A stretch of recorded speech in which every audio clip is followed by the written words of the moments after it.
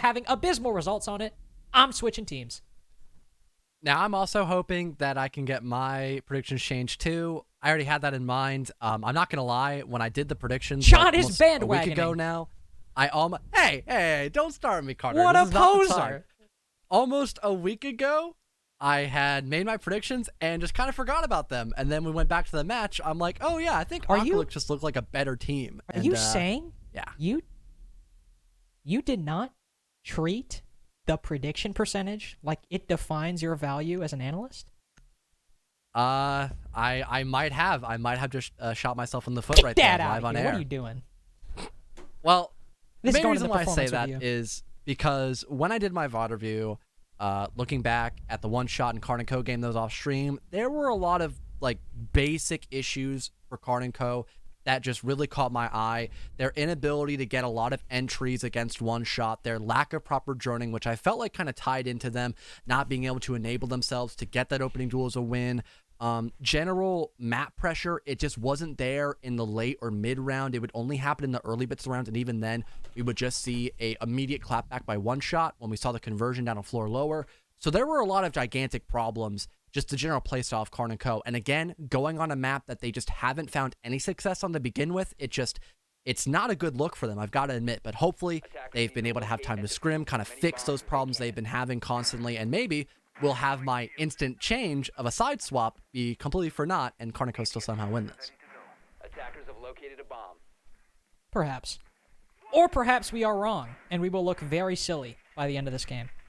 It would not be the first time. Would not be the first time. In fact, I couldn't even tell you what number it is, because it's happened quite frequently in the first 3 days of this stage of Challenger League. Hopefully we fare a little bit better. Starting out for Aqualix, they will, well, start out... 10 seconds remaining. see what I did there? On Kitchen Dining is their first site. We see a bit of a new pick, at least in terms of the two Chalet matches we've had today. See Gasher go to the Echo. Not an operator. Well, actually, no, we did see him once, because I remember we had the Yokai main lobby, so never mind. I was incorrect. Don't think we'll see Gasher do that, though. Potentially not. Well, this would be a good moment to see if Karn&Co's intel game is improved from the last time I've seen them in their off-stream match against One Shot, also on this map, Chalet, like I had mentioned. Already detecting one black eye camera, so there's something that is gonna... Oh, and the Echo drone as well from up top. So Xeno being on this IQ really is playing quite well for them, as they have already denied a lot of that extra intel that Aqualix is bringing to the board early on, so that's not a horrible start at all. And they spot the second Echo drone, too. It did actually just occur to me that the Valk is unbanned, which is a little bit worrying, especially going up against a team like Aqualix, who, especially because it's Valkyrie, thrive off of that intel being aggressive. But there you go, as you said. Because of that IQ going on the roof, they spot the Yokai, spot a black eye camera, and Xeno can pretty much do that throughout the entire duration of this round, if he were to choose to. So, very big plus going the way for Karn&Co right now. See if they lose or they feel a little bit of a hurt in any other the utility department later on. They've only got 2 sets of nades, 2 sets of flashes, so they have to be careful. They don't botch dealing with these ADSs and these Electroclaws. Already got Feltwinter trying to remove any pressure near piano. Don't think there was any util there, though, so kind of a waste of a Gone 6, but oh well, could be worse. They could waste both their grenades, which are probably much more valuable in this position, as they still need to deal with Aphra currently between both the master bedroom and offices, and still having plenty of backup as well. So if we don't really see this process be sped up at all by Karn&Co, we really could be in a pretty rough predicament, especially since we still have tons of information on the board, still a few black eye cameras, still a Yokai, I believe, as well. Nope, Gasher might be out of them. I could be wrong on that call, but still, tons of intel to work for that first pick, and that is exactly what happens for Aqualix. Aphra down as well behind that shield, so Karn&Co, specifically Xeno, able to do quite a lot. Though I believe one of those kills was Karn's, and was claimed by him. I don't know what happened there, but it sounded like a nasty team kill from Whitlock. Beautiful shot. Unfortunately, Xeno caught some flack that was undeserving. So all that ground you gained on the top floor, now gone. But Karn knows that there's somebody playing on these library stairs right now, and as they peek out, boom, there goes Slimy Nick down on the floor, motionless the rest of the round. We'll see how well they can do with, what's the word I'm looking for? Well, I was going to say something that started with a C, but I can't remember it. Doesn't matter, though, because Gasher through the floor takes down Whitlock, so my own mistakes and Karn&Co's play on the top floor erased for the time being, so you have to take a little bit more time to be secure in moving down to that bottom floor. So there's some toxic canisters and some Yokais all looking their way right now that they need to be careful about. Karn wants to go for this hatch drop, or if Feltwinter wants to. It's a difficult proposition as this last toxic canister goes out. He's got to drop and lose a little bit of his HP, then sprint straight into that corner under the cover of these flashbangs. Can he make it in time? He's not putting the bomb down just yet. Only now Feltwinter has worked his way to cover, but he's got a good line of sight, but he lets him cross. Oh, Rice no. gets away from him. He stops the plant in time. Oh no, what a major misplay on round number 1 as Feltwinter had the winning shot and he let it slip by. An unfortunate way to start out the round. Not only a team kill, but not a quick enough reaction time to connect on the head of the smoke, stopping the plant from going down. Man, that did look like a decent start for Karn&Co. They were droning everything out. They dealt with some of the roam presence on that top floor. They were getting vert down as well. And although they didn't have a man advantage, they were still equalized and just had to deal with the site presence. But not winning those couple of crucial gunfights really did play a big part, and because there was still somebody in the site in a very strong position, they were able to immediately deny that plant, and there was just no more room left for Karn&Co to salvage that position after the smoke had killed the player planting. Convert, that's the word I was trying to think of. Ah. Because I was like, C word, consolidate, coordinate, construct? No! I was thinking conversion because I've been saying it a lot today. Well, I guess that makes that's sense. what I was thinking. In my head, I was like, it's a word. John has said a lot today. I said it earlier. What was it? I couldn't think of it. Now we know. Now we know. Doesn't matter, though. Well, I guess it does. Karn&Co did not convert successfully. So there we go. To summarize your point. After Aqualix win that round, they'll go to Master Bedroom and Office. Bit of an odd choice. Again, as we said earlier, this doesn't exactly have the highest win rate in all of North America right now, and Bar and Dining is up, or Bar and Games is up, excuse me. We'll see how they can make it work, though, as I have to say, this is a bit of an odd setup. Maybe it's just because we don't see the site too often anymore, but this is certainly something I've not seen employed. See, one thing I have seen a couple of times here, though, on Chalet has got to be the Zero. A good operator to have that extra burn, secondary hard destruction, and still the ability to flank watch. Especially since we have seen Aqualix go for these roam extensions now, especially on Dining, now doing it as well here for this Master defense.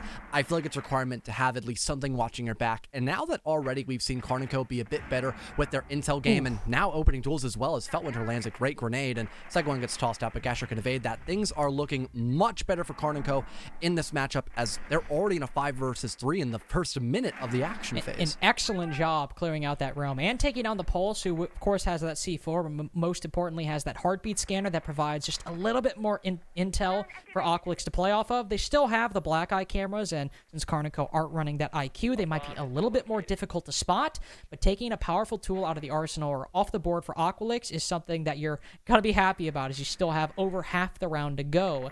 The next to fall is Whitlock outside a bathroom, catches the castle, rotating in or rotating past. Aqualix are forced to get aggressive now, and every time they do so, they're shut down as Rice tumbles down the hatch all the way down below. Slimy Nick in the 1v5 takes a couple shots as he rotates out a bathroom, retakes the angle, but it's Whitlock with the victory. As Karn&Co lose the first round in the late game, they pretty much win it in the first 30 seconds. Having the immediate entries on 2 separate extenders hopping in through both dining room and also kitchen itself, having the grenade play, tons of droning. It's what I talked about in the beginning of the matchup, was actually having the ability to enable yourself to be in an advantageous position. We saw that off the rip by Karn&Co. Again, the grenade play was beautiful, and they wasted no time moving all the way back up to the top floor and then just finishing what they started, isolating a couple extra people and just winning their gunfights. So not a great defensive hold by Aqualix in the slightest on that top floor, and now they will go the polar opposite side of the basement to see what they can potentially get away with on this roam game. Probably not having a util-based extension, but just people playing up top in both the second and first floor, just running around and eventually having to fall back if required.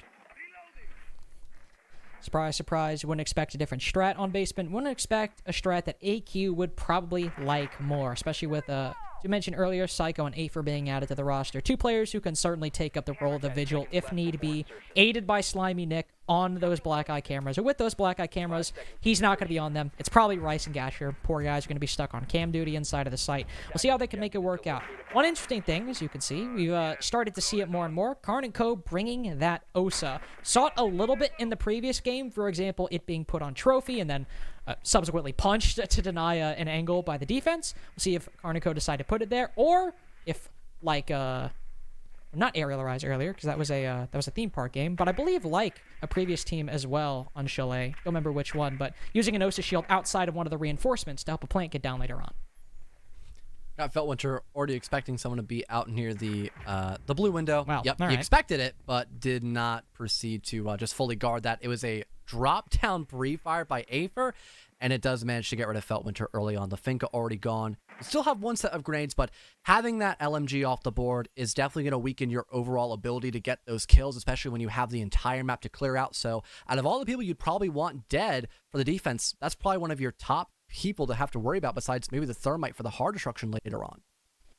There's still plenty of utility that Karn&Co can make some good use of, though. They have those Zero cams they can use for flank watch or active intel, depending on how they want to use them. It's a nice thing about Zero. It's very versatile. Those Osas as well. Once you use the Thermite to open up those walls, Osa can be very good in placing down those shields and then just sitting behind and denying entire areas for the defense to play.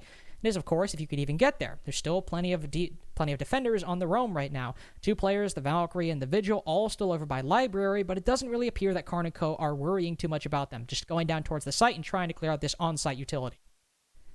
Having their Talon Shield now deployed, once they get the wall opened up, they can just have someone sit behind the shield and just watch very passively to make sure nobody can waltz in through blue or connector. That's a good majority of that plant coverage now established once they get the wall opened up, but they need to destroy the Electroclaw. Finally, that occurs. Thermite can do his job with the exothermic, and everything is going according to plan. Even coverage to stop the flank on the top floor is working out quite successfully as Mikey finds the refrag on Psychosis, and now we're in the 4 versus 4. Very long and satisfying shot, might I add, by Mikey to take down the player in main lobby, but there's still a few players around, and Whitlock isn't quick enough to react to Aether taking the fight with him inside of Dining, but as Aether goes for 2, Mikey's still in the same spot he was when he killed Psychosis, so that's an easy 2-piece for Mikey upstairs, but his team is still suffering in the grand scheme of things. Whitlock, of course, fell, same with Feltwinter earlier, but now Zeno is down on the bottom floor, and Karn&Co don't exactly have a lot of time and wiggle room to deal with a attacker and a teammate now on low HP. Zeno will pull back a little bit more. He's low on HP, but he'll immediately vault over the Osa shield he just placed.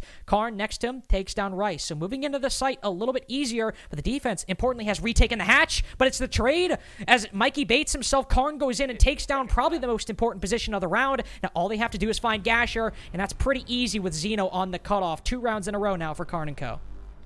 Still having the man advantage and still having plenty of pristine conditions for, again, that cutoff angle. Once the hatch pressure was gone, there was no genuine way of stopping the plant from being confirmed by Karn&Co unless we saw a repeat of someone just failing the actual connection of that headshot, which Zeno was not going to try to have happen like we saw on round number 1 in Dining Room. So a second round here for Karn&Co on their attacks as they, although did not win the first opening duel, they still had enough information to play off of.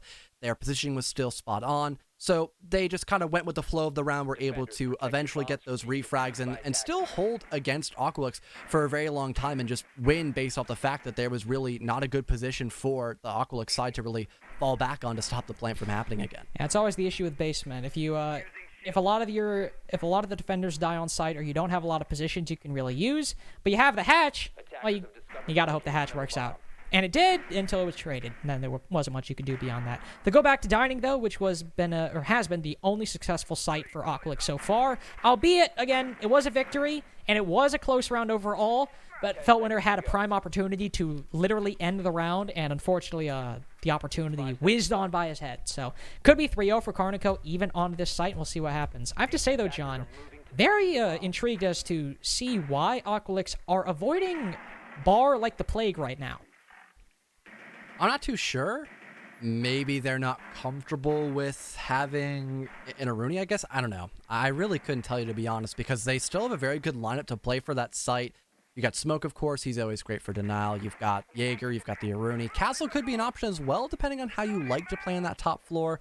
It really does seem a bit odd as to why they aren't going here. But they are going to return into Dining Room once again with the exact same style of play. They've got both the Valkyrie and the Echo on the board, and because Zeno is still rocking the IQ, it's going to be instant gratification of spotting out those yokais, destroying them, and just overall weakening that reconnaissance game by Aqualix very early in this action phase once again. This is just a really good adaptation by Karn&Co. Sometimes a risk with bringing that IQ is losing out on utility elsewhere, which I alluded to earlier, and, well, One, with the IQ outside, you can find intel for free. With that, with Feltwinter watching Aether, the moment the Valkyrie swings out, that's a free opening kill for Karn&Co right there. They continue on with the rest of their clear, with 1 kill in their pocket, and not having to do much work now that half of the roamers, or a good portion of the roamers, is off the board. Don't worry about Psychosis behind the shield. Karn&Co are aware of this, though. They can now tailor how they want to push in this next minute 40, still having the man advantage and plenty of grenades along with flashes. So even if there are ADSs to help out with this shield, it is only a matter of time before at least this position gets destroyed. And Psychosis, of course, has to fall back, which is probably what he'll go for. You do not want to risk having this 5-on-3 with top floor control in the pocket of Karn&Co, so you need to, at best, maybe just fall back, play more towards the actual trophy stairs, perhaps, and then see what you can get away with, or if you have to completely fall back down to the first floor.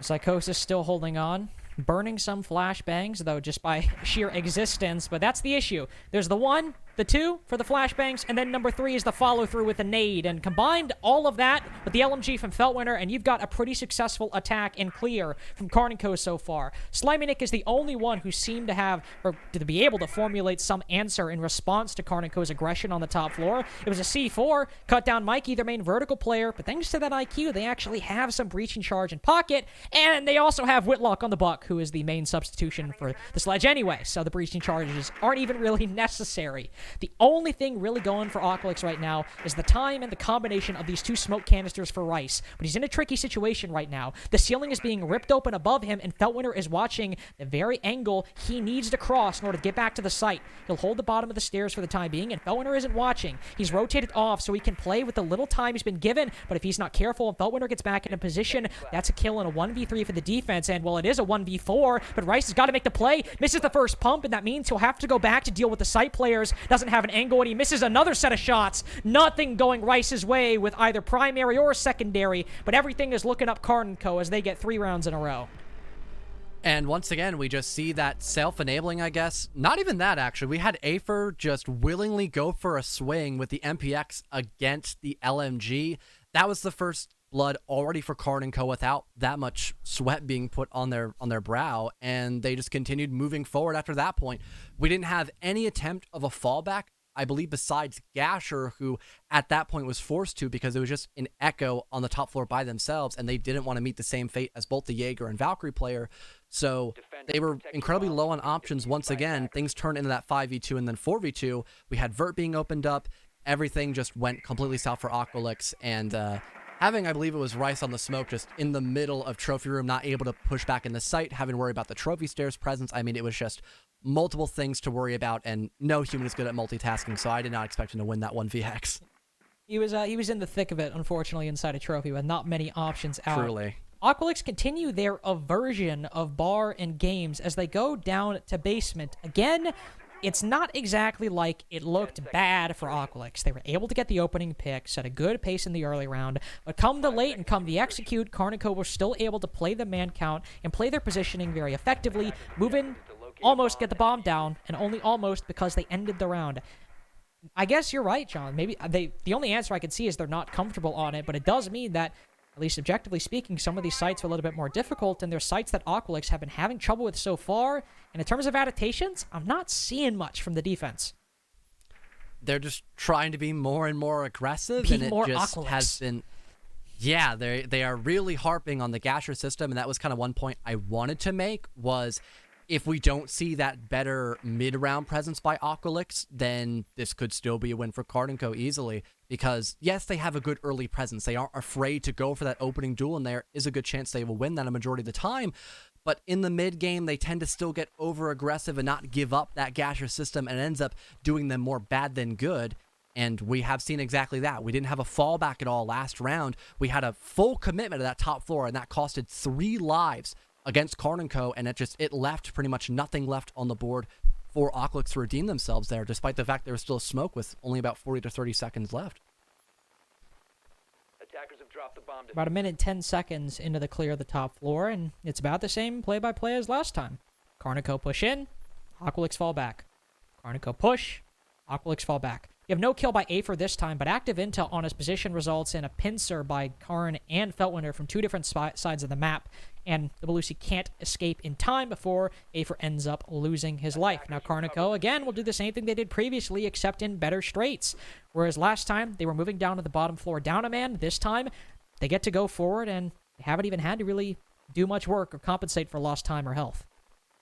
They've got the Nomad this time as well, so there is a good chance they can completely deny that, that first floor rotation by Aqualix to make sure they can play for the hatch, which leaves, again, low options here for Aqualix in this final minute. They've got a crossfire here by Gasher and Rice, but it's only a matter of time before we see that grenade get tossed to break the Kaid Claw, and then the exact same long angle through the big garage hallway be opened up, met by a Talon Shield as well, and that does leave not many positions left for Aqualix to get aggressive to stop a plant from going down if it happens. Well, they can go for these flanks and just hope that the anchors on site are able to stall out the attack for the final 30 seconds or so. Of course, they've only now just dealt with that Electric Claw, so Karn will have to use a little bit more time. Both Carnage B and his team, K&Co, have to burn a little bit more time to open up those breaches and go into the site. Zeno loses a hell of a lot of health, maybe just on a long angle. I'm not too sure where.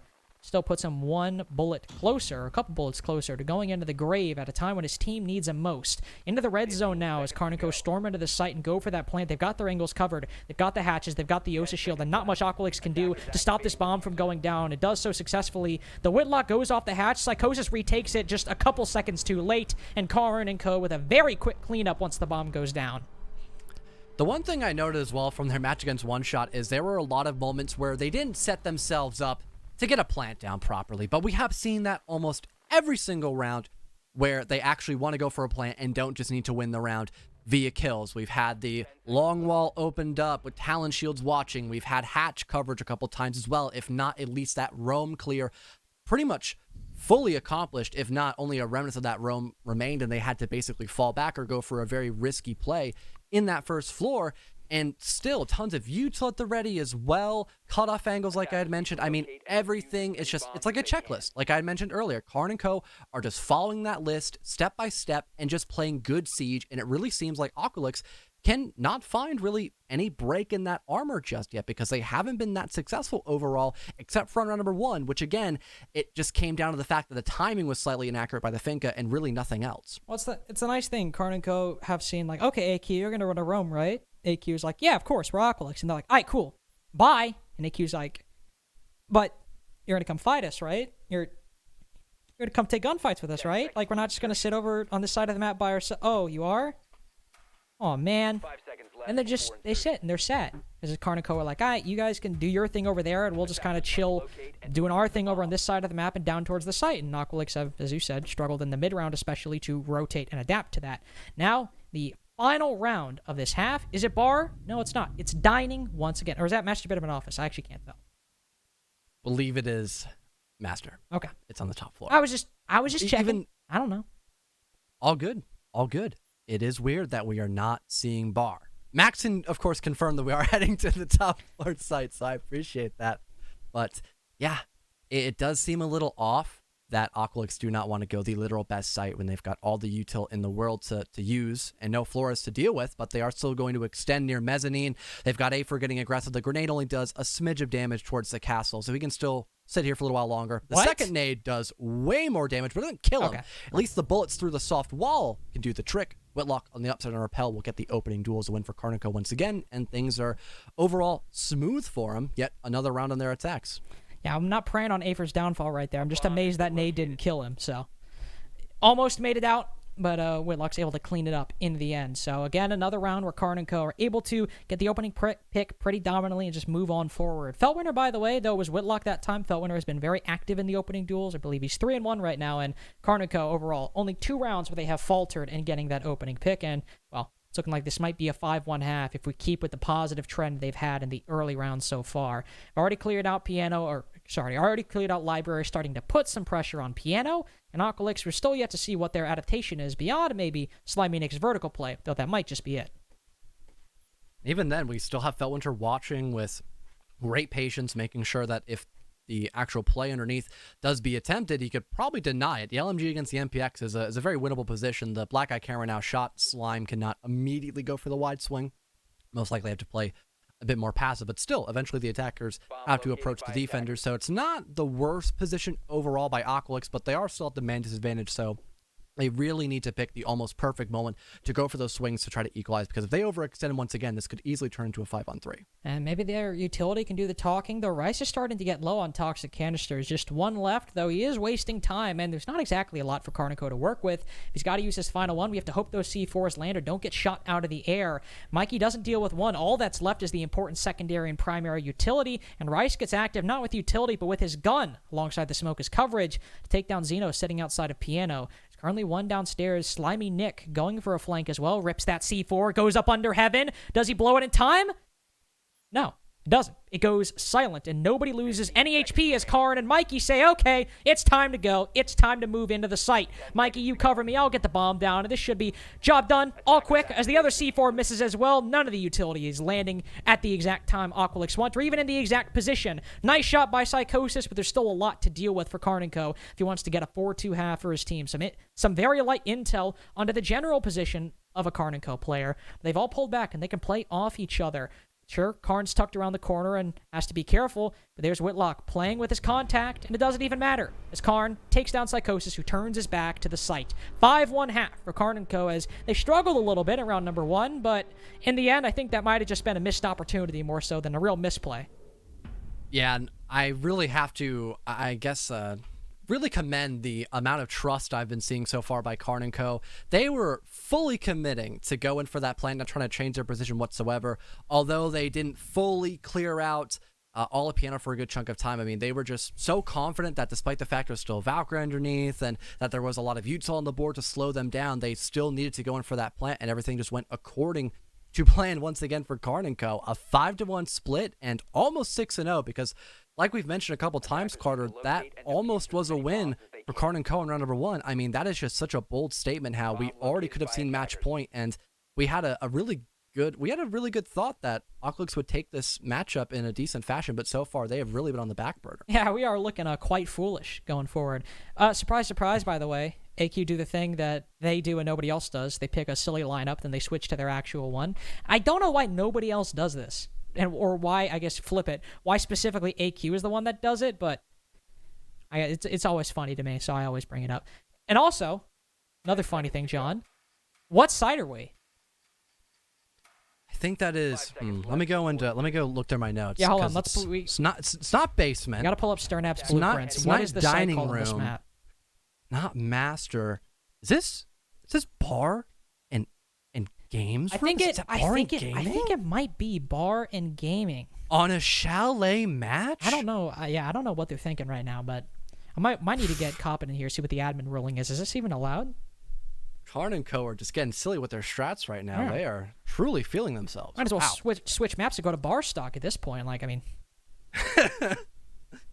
might be on the drawing board later, perhaps. But for Aqualix, they are opting to go in for, I would guess, a pretty normal push. They've got at least Psychosis out on main balcony. You could probably rotate later on to go into big window of library, open up that mezzanine wall to get rid of anyone in chimney. But they also have the Maverick on the board too, which can allow for someone to late rotate fireplace, open up that bar stock wall, and maybe silent walk down through blue hallway as well. It's a very dangerous position, and losing out on those grenades could be huge for the attack. But sometimes, when you have that element of surprise, you can work that pick and maybe get more aggressive and towards the bomb site rather than having to fully clear out the top floor. But with the Habana and multiple flashes and grenades, I feel like we're still going to have Aqualix take or want to take full control of this top floor. Yeah, it's like when in Rome, go for a full clear. That's the saying I've always heard, and that's what I believe Aqualix should probably stick to with all those nades and all those flashbangs that they have. They do have to worry about some players on the Rome, as we saw K&Co have castled off a good portion of that Master Bedroom office side, and Zeno is currently playing over there, so they do need to keep that in the back of their mind, and well, as of right now, it's looking like a rotation from Aqualix. See a couple players going over towards library side, and Psychosis spots the smoke peeking out for just a second. It's still Gasher with the first one, though. It's Karn, who I believe was also alongside Zeno on that side of the map, and, well, doesn't matter in the end because they're both gone, and I know Zeno is over there.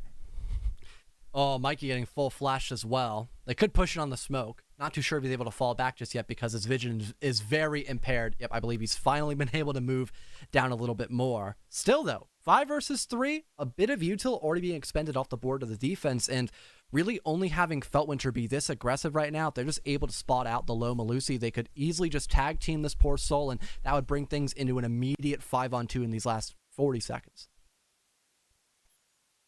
Not going for it yet. Gasher instead just opening up the floor. Mainly Feltwinter has to deal with a torrent of bullets firing over his head. He'll dodge it and go back down the library stairs. Whitlock hoping that Aqualix get a little bit careless and walk in front of that hatch without aiming down at him. Maybe he'll get a kill there. Mikey's facing the most pressure by any metric in this round, as so many bullets and so many guns are trained in this position inside of stock. Same could be said for Whitlock once Mikey fell. And now all that's left is Feltwinter, who was alone for a good portion of the late round, but with only one kill, has got to get the rest, and it's not possible. Slimy Nick prones outside a mudroom, and Aqualix take their first round since round number 1. And I guess the Gasher system working quite well. They got the first 2 opening picks. They were still gathering tons of information. They had a drone in the middle of bar stock, just out in the open, which fed tons of information to make sure they were able to kill the guy in the middle of stock. So that was a very good start for Aqualix on their attacks, but they still have a lot of rounds to claw back through in order to, at the very least, equalize 5-on-5. We'd have to get to plus 10 rounds to see that happen, Carter. And I mean, K&Co, they just need a couple of really strong defenses here. They need to make sure that they can either force Aqualix to self-stall, and then that allows more of their issues to occur during like the mid to late round to shine once again, or we just have them to actually better match the aggression we've seen early by Aqualix, because on their attacks, the aggression has been favoring them so far. Very oddly placed timeout by K&Co. Just given conventional wisdom, you lose a few rounds, you take a timeout. That's like generally what we see. Here, perhaps it's just to break Aqualix's momentum after they win a round on bar. Pretty solid one at that. They're able to get a lot of the kills early on, and the entire setup that K&Co were going for were pretty much nullified by the end of the round. Here, maybe they take that timeout, they go to another site, Master Bedroom office, and Aqualix, they don't have they can't immediately get into the action like they were. They have to take a breather, and they might cool off just a little bit and also give K&Co some time to discuss what they did wrong on bar. They will go to Master Bedroom office, which, as we've mentioned time and time again throughout today, is not great sometimes. But K&Co have already showed us they like to bring something a little bit unique when it comes to that top floor, or at least something different than the standard. We'll see another, or at least a little bit of a difference here. John, we have a Goyo who received a change, as I'm sure we all know, but we've not actually seen too much of in Challenger League up to this point. Still a decent operator, just used for the different kind of stall. Instead of having those shields be a very big problem, he no longer has shields, but instead these still Vulcan packs, which waste about 20 seconds a pop, 4 in total. That is a lot of time, 80 seconds in total. So depending on where they're placed, and if you have a very sluggish team, which Aqualix can be, especially if they don't find that opening pick early in the round, you could have an entire portion of the map just completely cut off, and that could allow for a lot of funneling to occur for Aqualix. So I'm honestly a huge fan of the Goyo pick here for K&Co. That could be a great way to punish some of the mistakes Aqualix have made in the past in some of their earlier matches. Psychosis creeps his way up the basement stairs. Aqualix likely know that Feltwinter is playing inside of stock right now. So they'll put themselves in positions to start pinching him out. Drones continuously flying in as well. Feltwinter probably not making it out of this one alive. Might be able to get one as he goes away. There we go. Psychosis walks right into his crosshairs, so he gets at least one. Now he's worked himself in a little bit better of a position, just tucked outside or next to this window. Might catch somebody jumping in as the drones came out earlier. They did the easy part, but now is a matter of actually seeing where Feltwinter has rotated to. Now on that window, he'll take some shots with Slimy Nick on the rappel, but unfortunately that was a little bit of a misplay right there. Still lost AQUA early on, so Aqualix might have got one, but they've lost 2 in turn. Matching the aggression with aggression, though. One of the couple of things I mentioned K&Co might be able to accomplish here in order to hard stall Aqualix. They've lost a good chunk of grenades, a lot of information as well. Only 2 drones in total, with the Geminis now off the board as well because AQUA is dead. That does allow for a lot more potential flanks here by K&Co, or not K&Co, sorry, I was correct the first time, by K&Co, sorry. And also just general roam, longevity as well. They just don't have a lot of room to breathe here, Aqualix, so they have to almost position themselves in such a way where they either can go for the refrag or just try to find a bunch of kills in terms of success, and maybe just try to push the site directly, which is what they're opting for now, because they don't really have a lot of resources to clear out the roam game, so they have to completely forget about it at this point and just hope and pray that this solar push actually works.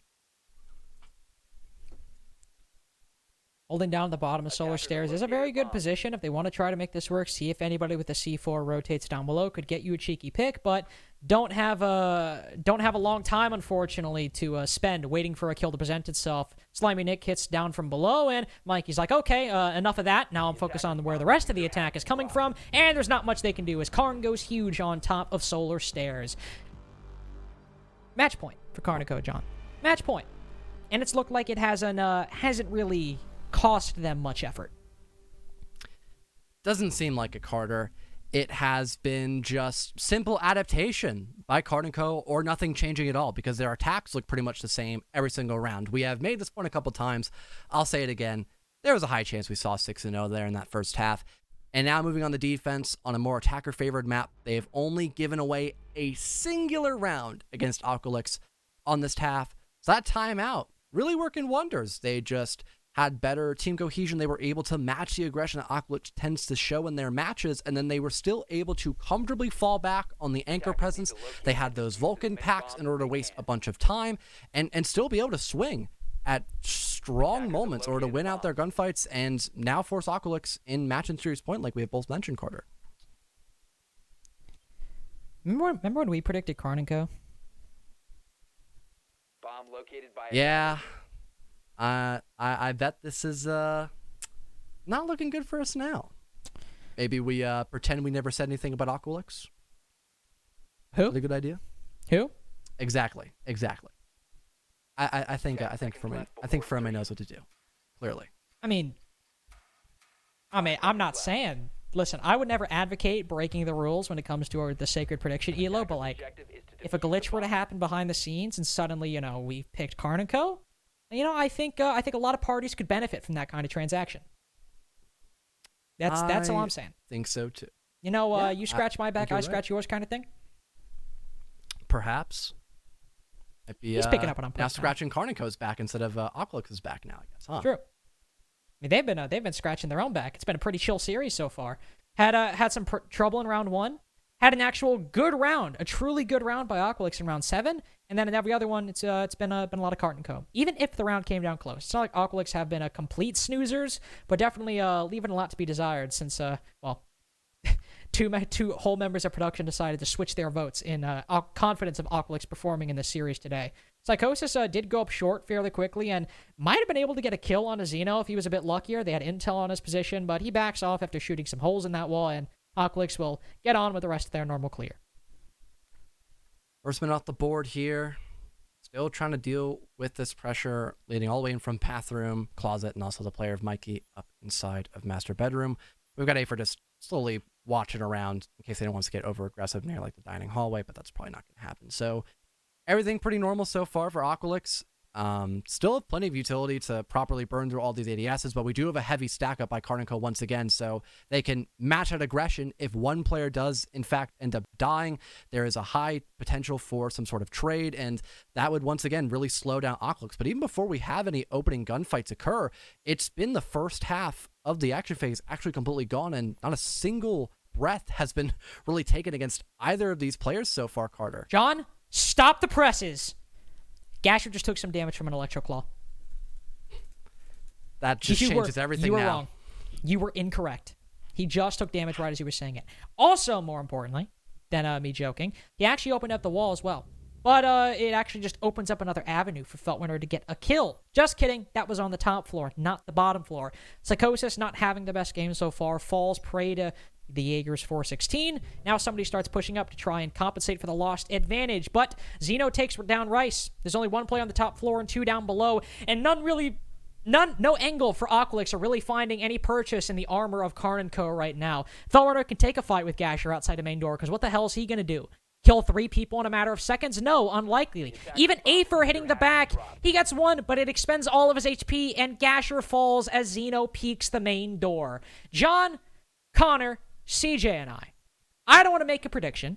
Afer might be able to clutch this 1v4, but I think we all might be looking a little bit silly at the end of this game, as Afer gets one, but Whitlock rounds it out. 7-2 for Karn&Co. The best result they've had on Chalet, both in terms of that it's an actual victory, and it's the best scoreline we've seen.